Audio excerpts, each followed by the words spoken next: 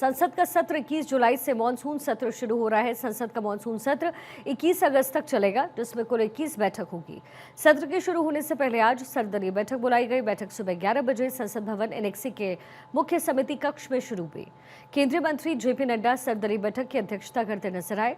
इस बैठक में सरकार सभी राजनीतिक दलों से संसद के दोनों सदनों के सुचारू संचालन चलाने को लेकर बात करती नजर आई। आपको बता दें कि इस सत्र में केंद्र सरकार 8 विधेयक पेश करने की योजना बना रही है। इस बैठक में अलग अलग राजनीतिक दलों के नेताओं ने हिस्सा लिया, जहां सरकार की ओर से संसदीय कार्य मंत्री किरेन रिजिजू और मंत्री अर्जुन राम मेघवाल शामिल हुए। इस बैठक के बारे में इंफॉर्मेशन देते हुए किरेन रिजिजू ने कहा कि सभी दलों ने अपनी बात रखी है। पार्टी का फ्लोर लीडर्स का मीटिंग हुआ और इसमें कुल मिलाकर के 51 पॉलिटिकल पार्टीज और इंडिपेंडेंट एमपीज टोटल हमारे इस सत्र में भाग लेंगे। टोटल 51 ग्रुप से 54 मेंबर्स आज पार्टिसिपेट किए और 40 लोगों ने अपना पार्टी का तरफ से मत रखा है। बहुत ही सकारात्मक रहा है। सारे पॉलिटिकल लीडर्स ने अपने अपने पार्टीज के पोजीशन बताया और उनके मुद्दे जो इस सत्र में लाने का है उनको भी सामने में रखा है। सरकार की ओर से हम लोग ने सारा पॉइंट्स नोट किए हैं और हमने ये रिक्वेस्ट किया है कि सदन अच्छा से चले, इसके लिए पक्ष और विपक्ष मिल करके हमको काम करना होगा। आपस में कोऑर्डिनेशन अच्छी तरह से रखना होगा। कांग्रेस की ओर से गौरव गोगोई और जयराम रमेश, शरद पवार की पार्टी से सुप्रिया सूले, डीएमके के टीआर बालू और केंद्रीय मंत्री रामदास अठावले भी बैठक में हिस्सा लेते नजर आए। संसद का ये मानसून सत्र 21 जुलाई से शुरू होकर 21 अगस्त तक चलेगा, जिसमें कुल 21 बैठकें होंगी। सर्वदलीय बैठक तकरीबन 1.5 घंटे से ज्यादा देर तक चली। किरेन रिजिजू ने कहा कि सदन चलाना सबकी जिम्मेदारी है, हम नियम परंपरा से चलते हैं। उन्होंने ये भी कहा कि प्रधानमंत्री मोदी हमेशा संसद में रहते हैं, वो हमेशा जिम्मेदारी से काम करते हैं। प्रधानमंत्री पार्लियामेंट सेशन में हमेशा पार्लियामेंट में रहता ही है। सिर्फ विदेश के दौरे जो होते हैं या किसी राज्य में बहुत विशेष कार्यक्रम होता है तब जाते हैं, वरना प्रधानमंत्री आज तक जितना प्रधानमंत्री रिकॉर्ड में हमने देखा है सबसे ज़्यादा पार्लियामेंट में आदरणीय मोदी जी रहते हैं। हाउस के अंदर में पूरे सत्र में प्रधानमंत्री नहीं रहते, ये सबको मालूम है। और आदरणीय प्रधानमंत्री जी जब क्वेश्चन आवर होते हैं और जिस दिन प्रधानमंत्री का कार्यालय का क्वेश्चन होते हैं, आज तक एक बार मिस नहीं किया है। और हर समय प्रधानमंत्री को बिना मतलब घसीटना ये सही नहीं है, क्योंकि सदन में कैबिनेट जो है कलेक्टिव रिस्पॉन्सिबिलिटी के साथ काम करते हैं। तो जब भी पार्लियामेंट चलते हैं कैबिनेट मंत्री अनिवार्य रूप से मौजूद रहता ही है और जिसका विभाग का चर्चा होता है या जिसका क्वेश्चन होता है वो मंत्री तो रहना ही है। अन्यथा कोई भी एक कैबिनेट मंत्री कम से कम एक और 2-3 राज्य मंत्री सदन में रहता ही है। ये परंपरा है। तो जो परंपरा के बाहर प्रधानमंत्री को जल्दी आओ, हाउस के अंदर आओ, इस तरह का करना, इससे गलत संदेश जाता है। वो ऐसा कहना चाहते हैं कि प्रधानमंत्री पार्लियामेंट में नहीं रहते हैं क्या? प्रधानमंत्री, मैं खुद एक्सपीरियंस से बता रहा हूँ, आदरणीय मोदी जी जितना अहमियत पार्लियामेंट को देते हैं और जितना टाइम पार्लियामेंट में रहते हैं, आज तक कोई प्रधानमंत्री उतना लंबा पार्लियामेंट में नहीं रहते हैं। सर्वदलीय बैठक में कांग्रेस ने 3 सवाल उठाए हैं। विपक्ष ने मतदाता सूची पुनरीक्षण का मुद्दा उठाया। इसके अलावा पहलगाम और ट्रंप के दावों का भी मुद्दा बैठक में उठाया गया। दरअसल कांग्रेस ने 3 सवाल पूछे। कांग्रेस सांसद गौरव गोगोई ने कहा कि इस बार हमें पहले से अधिक उम्मीद है कि प्रधानमंत्री नरेंद्र मोदी संसद के माध्यम से देश को संबोधित करेंगे। कई यह मुद्दे हैं जिन पर सरकार को अपनी बात रखनी चाहिए। पहला मुद्दा पहलगाम का है और उस पर उपराज्यपाल द्वारा दिए गए बयान भी गंभीर है। काफी समय बीत चुका है और अब सरकार को इस पर स्पष्ट रूप से अपनी स्थिति संसद में रखनी चाहिए।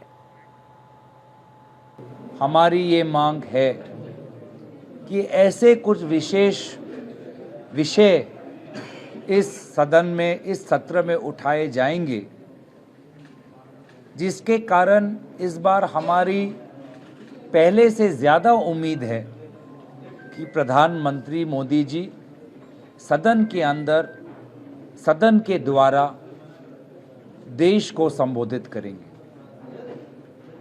वे महत्वपूर्ण विषय हैं पहलगाम, उसमें जो चूक हुई, उसमें जो बातें आदरणीय लेफ्टिनेंट गवर्नर साहब ने कही, काफ़ी समय बीत चुका है और सरकार को अपनी चूक के ऊपर अपनी बात रखनी होगी। विपक्ष की तरफ से भी कहा गया कि दूसरा मुद्दा अमेरिकी राष्ट्रपति के हालिया बयान से जुड़ा है, जो भारत की गरिमा और हमारी सेना की वीरता पर सवाल उठाने का है। इसका जवाब सिर्फ भारत के प्रधानमंत्री ही दे सकते हैं। तीसरा यह मुद्दा मतदान के अधिकार और चुनाव प्रतिक्रिया से जुड़ा है। आज जब चुनाव आयोग अलग अलग राजनीतिक दलों से बातचीत करने से बच रहा है, इस मामले को खुल करके साफ नहीं कर रहा है, ऐसे में विधानसभा चुनाव और लोकतांत्रिक ढांचे पर गंभीर सवाल खड़े हो रहे हैं। वोट देने का अधिकार जो हर नागरिक का होता है, उसको लेकर जो आज महत्वपूर्ण सवाल उठ रहे हैं, चुनाव आयोग जिस प्रकार से विभिन्न राजनीतिक दलों के साथ वार्तालाप करने से भी हिचकिचा रहे हैं और स्पष्टीकरण नहीं दे रहे हैं, तो आने वाले जो राज्यों में जो चुनाव होंगे या पूरा जो चुनावी ढांचा है, संवैधानिक और लोकतांत्रिक ढांचा है, जो संविधान के निर्माताओं ने केंद्रीय चुनाव आयोग के निर्माण में जो आदर्श के साथ चुनाव आयोग का गठन किया था, तो कहीं ना कहीं इसको लेकर भी बहुत महत्वपूर्ण सवाल उठे हैं और सिर्फ सरकार का मुखिया होने के नाते प्रधानमंत्री का ये कर्तव्य बनता है कि वो अपनी सरकार का स्थिति या सरकार का पक्ष वो सदन के अंदर रखे। गोगोई ने कहा कि तीसरी बात यह है कि हमारे वरिष्ठ सैन्य अधिकारियों ने एक बहुत ही संवेदनशील मुद्दा उठाया। चीन, पाकिस्तान और बांग्लादेश के साथ हमारी सीमा पर जो दो मोर्चे की धुरी बनी है, वो बहुत महत्वपूर्ण है। इसलिए बहुत महत्वपूर्ण है कि हम रक्षा और विदेश नीति पर बातचीत करें। सेना के बड़े अफसरों ने चीन, पाकिस्तान, बांग्लादेश टू फ्रंट के जो एक्सेस बन चुका है हमारे सीमा पर, उसको लेकर बहुत ही संवेदनशील बात उठाई है।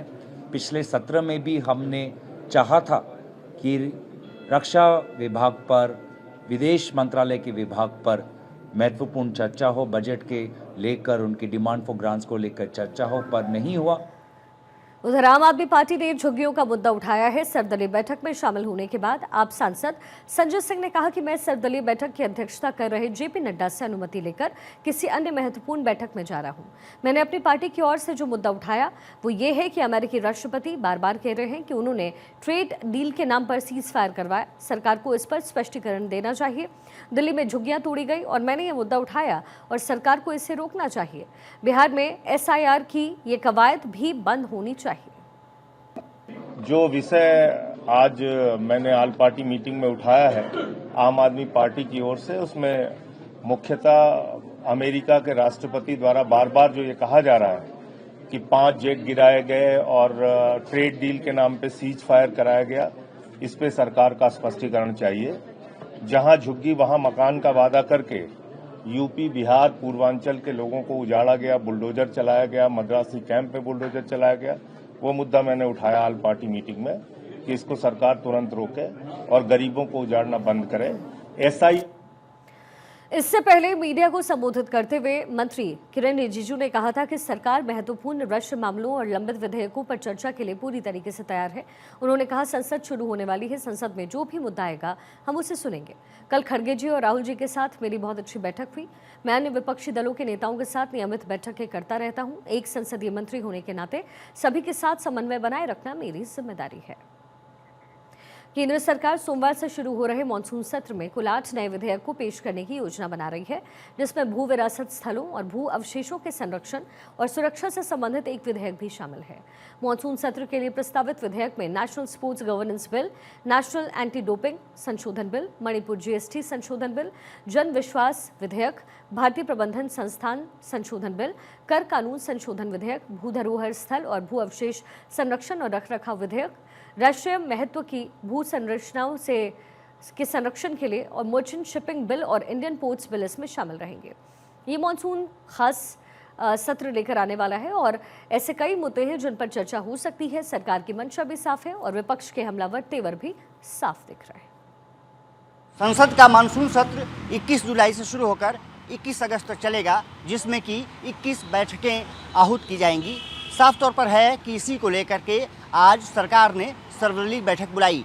किरण रिजिजू ने साफ तौर पर कहा, सदन चलाने की जिम्मेदारी सिर्फ सरकार की नहीं है, विपक्षी दलों की भी है। ऐसे में उम्मीद की जानी चाहिए कि सदन सुचारू रूप से चलाने में विपक्ष सहयोग करेगा, लेकिन विपक्ष के अपने एजेंडे हैं, सरकार के अपने एजेंडे हैं। सभी चाहते हैं कि चर्चा होनी चाहिए, खास करके पहलगाम आतंकी हमला, SIR का मुद्दा, ऑपरेशन सिंदूर, साथ ही साथ अहमदाबाद में प्लेन क्रैश का मुद्दा प्रमुखता से विपक्ष उठाएगा, इसकी उम्मीद की जा रही है। सदन के हंगामेदार रहने के पूरे आसार दिख रहे हैं। कैमरामैन सिबली के साथ मैं अक्षय राय, भारत 24।